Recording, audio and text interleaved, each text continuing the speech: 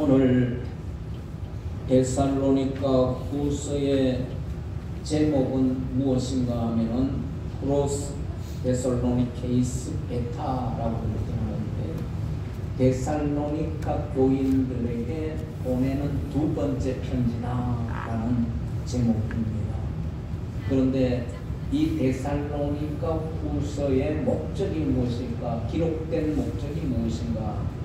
이 잘못된 그 당시의 데살로니가 교인들의 재림관에 의해서 헛된 그러한 삶을 살고 있는 성도들에게 주름하게 훈계를 하고 재림을 기다리는 바른 그러한 자세와 태도 그리고 생활을 가르치기 위해서 이제 기록하게 된 목적이 있었습니다. 여러분, 재림하면은 여러분들 생각나는 게 우선 무엇입니까? 심판을 생각하실 것입니다. 예수님께서 초림 때는 저와 여러분들을 섬기기 위해서 종의 모습으로 오셔서 죽기까지 십자가에 못 박혀서 우리의 죄를 대속하시는 그러한 죽기까지의 모습으로 생수의 자리로 내려갔었던 그러한 분이셨습니다. 그런데 재림은, 예수님의 재림은 그때는 섬김의 모습으로 오시는 것이 아니라 심판의 주인으로 오신다는 것입니다. 근데 그 당시에 이 데살로니가 교인들은 어떤 모습이었나 하면은 바로 예수님이 이제 재림하실 것을 그들이 생각을 하면서 심판받을 것에 대해서 두렵고 무서워하는 그런 모습에 떨고 있는 모습이었습니다. 아마 여러분들 지난 한 주간 동안 우리나라를 바라보면서 우리들이 총을 들고 국회에 들어가고 이렇게 하는 그 모습 가운데 많은 우리 백성들이 두려워했다, 무서웠다, 그런 얘기를 하는 것입니다. 그거보다 더한 모습이었어요. 이 데살로니가 교인들은 예수님이 오시면은 그때는 심판하실 때인데 어찌할꼬 그러면서 두려움 속에 빠져서 덜덜 떨고 있는 이러한 모습에 바른 신앙생활을 제대로 하지 못하는 그런 모습 속에 있었다는 것입니다. 그것을 바라보고 있던 사도 바울은 이제 그들을 향해서 중국 기도를 하고 있습니다. 주님의 재림 앞에서 혹연 심판을 받지는 않을까 두려워하면서 정상적인 그런 신앙생활을 하지 못하고 있는 성도들에게 이제 사도 바울이 그들에게 어떻게 확신을 줄 수 있을까? 그래서 바울은 이런 성도들에게 있어야 할 것을 하나님의 은혜로 임할 수 있도록 간절히 하나님 앞에 기도하고 있는 것입니다. 그래서 바울은 오늘 본문 앞에서 데살로니가 성도들을 구원의 이를 자로 택해 주신 사실에 대해서 감사하고 있는 것을 보게 됩니다. 또 복음으로 부르시고 하나님의 영광에 참여하셨다고 그렇게 말씀하고 있습니다. 그리고 성도들이 흔들리지 않도록 하나님의 은혜로 임하였음을 강조하고 있는 것을 보게 됩니다. 은혜로 주신 하나님이 성도들에게 주시는 것은 구체적으로 무엇일까? 재림의 심판을 받게 되는 그러한 가운데서 그들이 아이고 우리 내가 이렇게 심판을 받으면 어떡하냐 하면서 그 신앙생활을 정상적으로 하지 못하는 그들에게 이제 사도 바울이 그들을 흔들림이 없이 신앙생활을 잘 할 수 있도록 하나님이 이렇게 은혜를 베풀어 주신다 라고 하는 사실. 그럼 그 은혜가 구체적으로 무엇인가 하는 것입니다. 첫째는 하나님께서 그들에게 오늘날 저와 여러분들에게 사랑을 주셨다는 것입니다. 여러분들 16절 말씀을 우리 한번 보실까요? 나같이 보십시다. 시작. 우리 주 예수 그리스도가 우리를 사랑하시고 영원한 위로와 좋은 소망을 은혜로 주신 하나님 우리 아버지께서 누가 무엇을 주셨냐? 그 첫째로 보니까 사랑을 주시고 사랑을 주시고. 그래서 구체적으로 은혜가, 하나님이 주시는 은혜가 무엇인가? 두렵고 떨고 있는, 심판받지는 않을까라고 이렇게 하면서 두려워하고 떨고 있는 그러한 성도들에게 하나님이 은혜를 주시는데 어떤 은혜를 주신다고요? 여기에서 사랑이라고 하는 말은 원어로 보면은, 헬라어로 보면은 아가페사스라고 그렇게 하는데 이타적이고 희생적인 사랑을 의미하고 있는 것입니다. 죄인인 우리를 위해서 아들을 희생 제물로 내어주신 사랑을 가르치고 있는 거예요. 자기 아들을 죽여가면서까지도 나를 사랑해 주시는 그 사랑을 얘기하고 있는 거예요.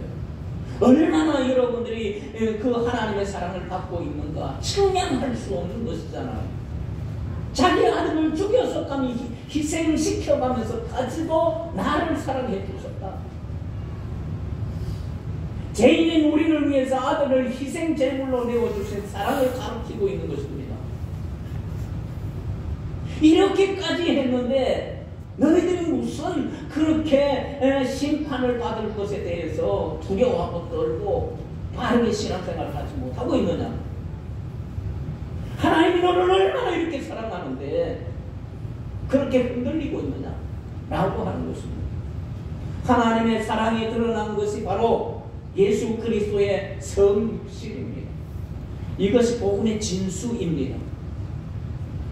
그 하나님의 사랑이 나타난 곳이 바로 십자가인 것입니다. 하나님은 우리를 이렇게 사랑하시는 것입니다. 그 하나님의 사랑은 아낌없는 그러한 사랑입니다. 변함이 없이 주시는 사랑이 있습니다.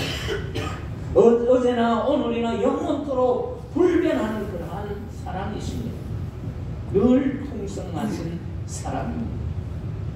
사랑하는 성도 여러분, 은혜로운 하나님이 베푸시는 이 사랑을 체험할 수 있기를 주님의 이름으로 축원합니다. 모교회에 출석하는 권사님이에요. 이 권사님은 무엇을 하시냐 하면 만두집을 운영하시는 분이십니다. 예수님을 영접하는 마음으로 만두를 만든대요. 최고의 재료를 가지고 최고의 기술과 정성을 다해가지고 만두를 만들어서 합니다. 특히 자녀들이 만두를 좋아하기 때문에 만두를 먹겠다고 하면은 이 권사님은 정성을 기울여가지고 만두를 만들어서 준답니다. 어느 날이었어요. 만두를 좋아하는 딸이 연락이 왔어요. 엄마, 만두를 가지러 가겠다고 연락이 온 거예요. 자기가 먹고 싶다고. 권사님은 정성껏 만두를 만들어가지고 잘 포장을 해 놓았습니다. 잠시 후에 딸이 왔어요. 만두를 가지러 왔습니다. 그리고 딸이 하는 얘기가 바로 입에서 나오는 말이 이런 말입니다. 엄마, 이 만두 팔다가 남은 거지? 라고 팔다가 남은 거 맞죠? 찌꺼기 남은 것 모아서 주는 것이지요? 라고 얘기를 하는 것입니다. 권사님은 그 말에 너무 섭섭함을 느꼈다는 것입니다. 딸이 온다고 다른 때보다 더 좋은 재료로 정성껏 만두를 만들었는데 먹다 남은 거죠 라는 말에 너무도 서운한 나머지 푸념을 했다고 합니다. 그런데 갑자기 푸념을 하다가 떠오르는 것이 그에게 있었습니다. 하나님이 자녀된 우리에게 가장 좋은 것과 최상의 것을 주시는데 나는 하나님께 이렇게 딸내미같이 불평한 적은 없는가? 왜 하나님이 내가 더 놀라운 축복을 주시지 않는가? 왜 나에게 더 좋은 놀라운 은혜를 주시지 않는가? 라고 이렇게 불평하였던 모습이 권사님에게 떠올라졌다는 것입니다. 딸을 보면서 하나님 앞에 투정했던 자신을 보게 되었고 그리고 깨닫게 되었다는 이야기입니다. 성도 여러분, 그렇습니다. 우리를 향한 하나님의 사랑은 최고의 사랑입니다. 당신의 독생자를 내어주셨기 때문입니다. 하나밖에 없는 외아들을 내어주신 것은 특별한 사랑 아니겠습니까? 하나님이야말로 그 사랑을 베푸시는 은혜로우신 하나님이 아니실 수 없습니다. 저는 이 말씀을 보면서 이 사람 노래가 생각이 나요. 김상철 씨, 여러분들 아시죠? 당신을 향한 나의 사랑은 무조건이야. 특급 사랑이야. 여러분들 그거 아시죠? 그래요. 당신을 향한 주의 사랑은 무조건. 특급 사랑이에요. 주님의 사랑은 그런 사랑이에요. 하나님께서는 나를 향한 사랑은 최고의 사랑, 특별한 사랑인 것입니다. 그러기에 주님의 재림 앞에 심판을 두려워할 필요가 없다는 것입니다. 나를 하나님의 최고의 특별한 사랑을 받고 있기 때문인 것입니다. 이 믿음으로 저와 여러분들이 다른 그러한 신앙생활을 해나가실 수 있기를 주님의 이름으로 축원합니다. 그리고 두 번째는 위로해 주시는 하나님이십니다. 여러분들 16절 다시 한번 보십시다. 다 같이 한번 보십시다. 주 예수 그리스도와 우리를 사랑하시고 영원한 위로와 좋은 소망을 은혜로 주신 하나님 우리 아버지께서, 여기에 보니까 영원한 위로라는 말씀이 나옵니다. 파라클레신 아이오니안이라고 하는데 일시적인 위로가 아니에요. 항상 함께 하면서 변함이 없는 위로를 해주신다는 거예요. 끊임없이 함께 해주시고 언제든지 변함이 없이 저와 여러분들에게 이렇게 위로를 해주시는 그런 하나님이시라는 거예요. 하나님의 위로는 세상이 주는 거짓된 위로와는 다릅니다. 안식할 수 있는 참된 위로인 것입니다. 하나님은 우리에게 필요한 위로를 풍성하게 허락해 주시는 것입니다. 인생을 살다 보면은요, 원치 않는 그런 시련을 겪을 때도 있습니다. 너무 많지요. 뜻하지 않았던 고난을 겪을 때도 있어요. 때로는 하나님께서 시련과 고난을 주실 때도 있습니다. 그러나 잊지 말아야 할 것은 그때마다 하나님이 함께 하시고 새 힘을 주시며 우리에게 위로를 주신다는 사실을 믿으시기를 바랍니다. 이것이 은혜로우신 하나님이 베푸시는 위로인 것입니다. 이분의 책 가운데 보면 이런 책이 있어요. 나는 당신을 봅니다 라는 책이 김창옥 교수. 여러분들 TV를 통해서 많이 보셨을 거예요. 저도 화려한 음명과 탁월한 유머 감각을 가지고 청중들을 휘어잡습니다. 김 교수는 토크쇼를 이렇게 인도하는 그런 강사이기도 하지요. 본래 그런 믿음이 아주 독실한 그리스도인이에요. 그런데 강의를 시작하고 몇 년이 지나가지고 점점 지쳐가면서 청중들 앞에 말하는 것이 싫어지더래요. 급기야는 우울증에 걸리게 되고 말았습니다. 증세가 심해지면서 자살까지 생각하는 그런 단계에 이르게 되었대요. 그는 심각하게 여기고 모든 강연들을 다 중단해버렸대요. 그리고 2주간 휴가를 내어서 아무도 모르는 그런 조용한 곳으로 그는 떠나갔습니다. 그리고 며칠 동안 그곳에서 하나님께 묵상 기도를 이제 하고 그렇게 할 때에 하나님의 음성이 그에게 들려왔대요. 그래, 창호가 여기까지 잘 왔다. 그래, 여기까지 잘 왔어 라고 하는 그 하나님의 음성이 그에게 들려지니까 그 한마디에 그냥 위로를 받고 우울했던 그 우울증들이 그냥 사라지고 극복을 하고 제자리로 돌아올 수 있었다고 김 교수는 간증을 하고 있는 것을 보게 됩니다. 하나님의 한마디의 이 말씀, 그것이 바로 하나님의 위로를 받는 그런 것이 되었다. 그리고 자기가 이제까지 갖고 있었던 그 우울증이 사라지고 없었다. 깨끗하게 해결되고. 사랑하는 성도 여러분, 우리의 모습은 어떻습니까? 무엇인가 이루어보겠다고 달리고 달려왔는데 어느 순간 멈추고 뒤를 돌아보니까 내가 그동안 무엇했지? 무엇하고 살았지? 막 허탈감에 그냥 사로잡혀 있는 그런 모습은 아니십니까?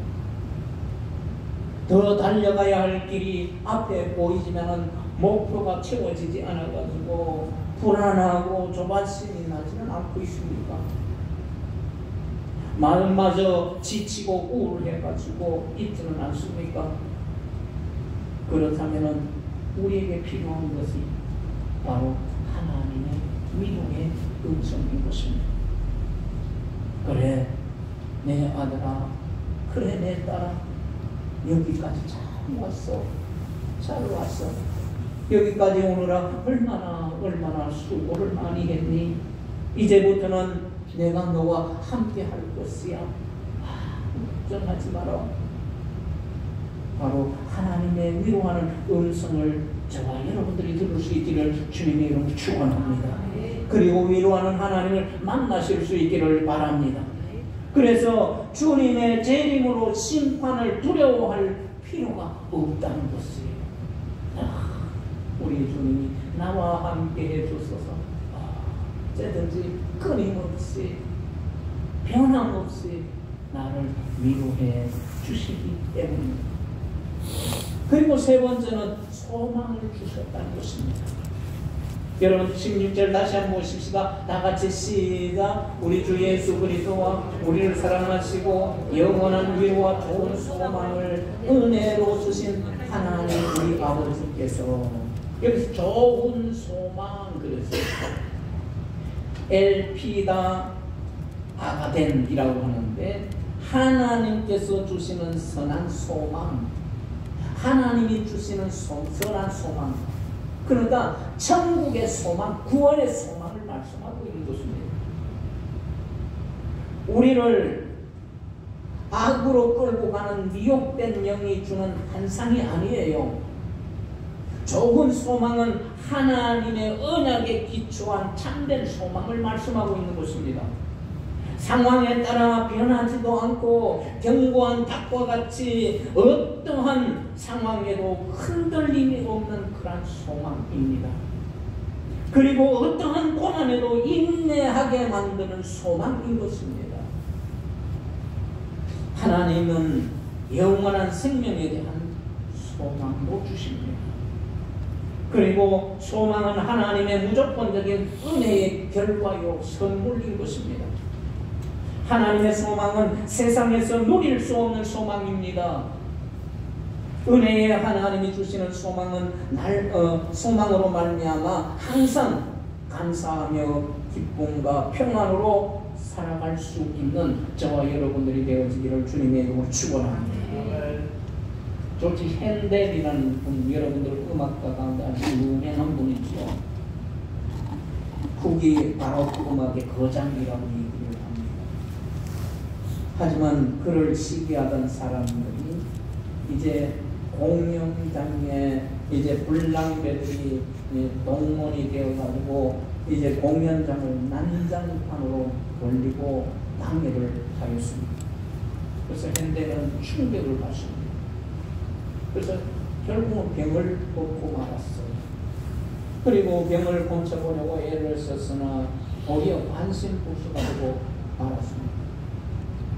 가지고 있던 돈마저도 이제 다 떨어지고 부채까지 껴안는 그러한 고통을 당하게 되었습니다. 설상가상으로 이제 빚쟁이들이 그를 이제 감옥에 넣고 말았어요. 핸델은 감옥에 투옥이 되고 말았습니다. 그때 어느 시인이 이 핸델에게 편지 한 통을 보냈어. 이런 편지였습니다.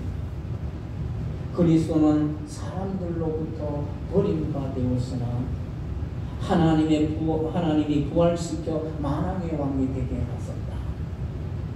당신도 하나님을 향하여 소망을 가지세요 라고 하는 내용이 담겨 있는 편지였습니다. 핸델은 그 편지를 받고 무릎을 꿇고 하나님한테 기도하기 시작했습니다. 기도하다가 소망을 주시는 하나님을 만나게 됩니다. 비록 육체와 주위를 둘러싸고 있는 그 환경은 절망적이었지만 하나님이 주시는 소망으로 영혼과 생명에 이제 그 소망을 채워주게 되었습니다. 그 후에 23일 동안 그는 금식을 하면서 오라토리오를 완성하게 되었습니다. 자신이 만난 소망의 하나님을 찬양하는 곡이었습니다. 하나님으로 인해서 소망을 얻게 된 핸델은 절망의 자리에서도 평안을 얻을 수가 있었고 그 결과 그 유명한 할렐루야 할렐루야 할렐루야 할렐루야 메시아를 이 대곡을 작곡하게 되었다고 합니다. 하나님은 넘치도록 소망을 주시는 은혜의 하나님이십니다. 이 소망이 있는 저와 여러분들은 주님의 심판을 두려워할 필요가 없는 것입니다. 이 하늘의 소망, 구원의 소망, 천국 소망, 이 영원한 소망을 우리에게 주시기 때문입니다. 말씀을 맺겠습니다. 작가 미상에 나는 크리스천입니다 라고 하는 말을 할 때에 나는 글이 있습니다. 나는 크리스천입니다. 이렇게 말할 때에 나는 깨끗하게 살고 있다고 말하는 것이 아닙니다. 제가 많지만 잃었던 나를 찾고 용서받고 있다고 속삭이는 것입니다. 나는 크리스천입니다 라고 말할 때 나는 자랑으로 하는 말이 아닙니다. 나는 늘 휘청거리기에 목자이신 예수님이 필요하다고 고백하는 것입니다. 나는 크리스천입니다 라고 말할 때 나는 강한 사람이라고 하는 것이 아닙니다. 나는 약하나 강력한 힘이 되시는 예수님을 의지한다고 고백하는 것입니다. 나는 크리스천입니다 라고 말할 때 나는 성공을 자랑하는 것이 아닙니다. 나는 실패도 많지만 그 실패를 딛고 다시 일어서도록 예수님이 용기를 주시는 것을 믿는다는 것입니다. 나는 크리스천입니다 라고 말할 때 나는 완전하다고 주장하는 것이 아닙니다. 나의 결점이 너무 많은데 주님은 나를 귀하게 보신다는 것입니다. 나는 크리스천입니다 라고 말할 때 아직도 내 마음에 고통을 느낍니다. 그래서 나의 아픔을 예수님과 나누려고 주님의 이름을 부르는 것입니다. 나는 크리스천입니다 라고 말할 때 나는 당신보다 선하다고 말하는 것이 아닙니다. 나는 단지 죄인이지만 하나님의 크신 은혜를 받고 있다는 것입니다 라고 하는 것입니다. 여러분, 헬렌 켈러를 아시죠? 말년에 기자들이 그에게 찾아와가지고 물었습니다. 여기까지 육체적 고통과 함께 평생을 살아왔는데 혹시 하나님을 원망해 본 적이 없습니까? 라고 이렇게 물었습니다. 그때 그녀는 웃으면서 대답했습니다. 하나님으로부터 받은 은혜를 헤아리는 것만으로도 시간이 없고요. 그 은혜를 감사하고 기뻐하는 것만으로도 부족한데 원망할 시간이 어디 있겠습니까? 라고 대답했습니다. 사랑하는 성도 여러분, 삶 속에 주어지는 하나님의 은혜를 청량하며 살아갈 수 있기를 주님이 축원합니다. 우리가 돌아보니 구원받게 된 것은 전적으로 하나님의 은혜일 것입니다. 구원받은 제자들을 사랑하여 주심도 전적으로 하나님의 은혜입니다. 영원한 위로를 베풀어 주신 것도 전적인 하나님의 은혜입니다. 그리고 좋은 소망을 은혜로 주신 하나님이 되심을 믿고 재림의 심판을 두려워하지 마시고 항상 감사함으로 살아가는 우리 개운교회 성도 여러분들 되어질 수 있기를 주님의 이름으로 축원합니다. 기도하시겠습니다.